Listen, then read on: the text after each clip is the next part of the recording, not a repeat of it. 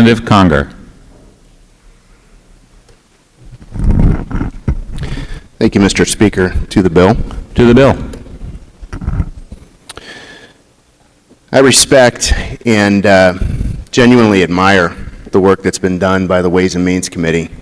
I can't really fathom the difficulty of the task that is before them. And I'm proud that this body has the will to pass the education budget early this time. I think that that is genuinely a huge step forward and a benefit to schools. But unfortunately, funding is only one side of the story. We have a responsibility to set budgets. We also are tasked with setting many of the mandates and requirements that drive costs for school districts. Income statements have two columns. There is revenue and there is expense.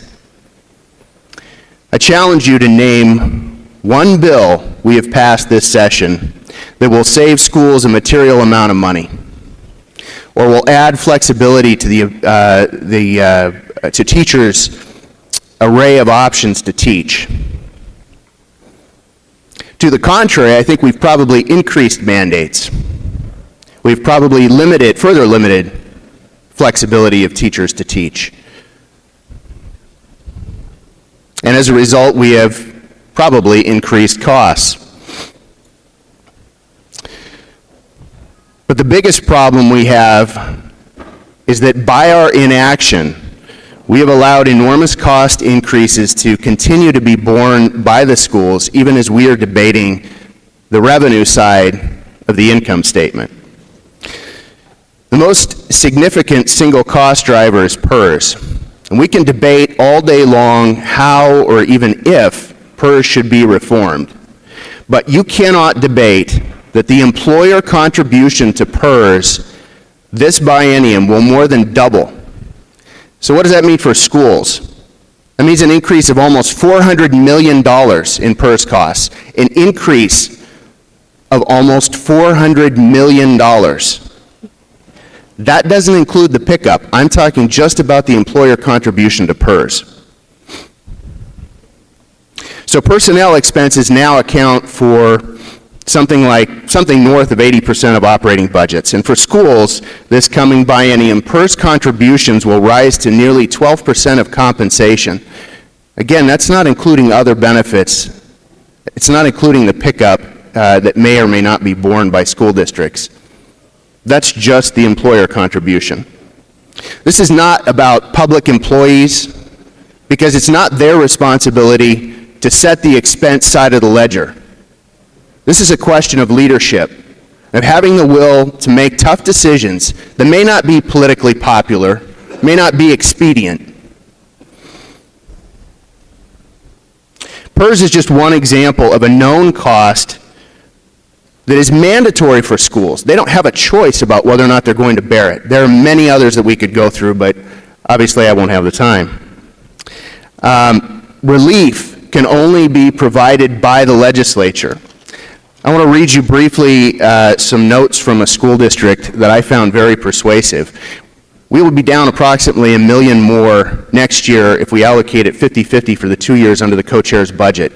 We've grown over the last couple of years by 300 students and are projecting an additional 75 students next year, all to be taught with these fewer dollars. This school has about a $15 million budget gap to close. The low level of funding is extremely challenging, but if I am successful in negotiating a total freeze on compensation, this is the school superintendent talking, if I'm successful in negotiating a total freeze on compensation, including steps, column advancements that employees have earned, no increase in insurance compensation, keep in mind the devastating increases by OEB, our employees are already paying a significant portion for insurance out of their paychecks in this school district. Continue the 3.5 to 4% reduction in compensation through furlough days and delay textbook adoptions and instructional technology, I could balance my budget, except I have one other invoice sitting on my desk. I have a $5.6 million PERS increase that I must pay before I can open my schools next year. Most likely, every bit of that increase will have to be covered through reduction of teachers and other personnel, or reductions of the school year. Those are the choices that we are leaving school districts with. I appreciate my colleague from Ashland's points about us letting kids down, but let us remember that we are letting them down on both sides of the ledger. He also goes on to point out that he advocates taking more out of the rainy day fund, because he does believe schools need more funding. But he says even if you took $200 million, for this school district, it would only be a $2.7 million per year of the biennium increase. That doesn't even make up the PERS increase. So by failing to address cost drivers that divert funds away from the classroom, away from students, we are simply passing the buck and leaving schools to make the really tough decisions. Our job is only half done by this bill, and therefore I will be voting against it.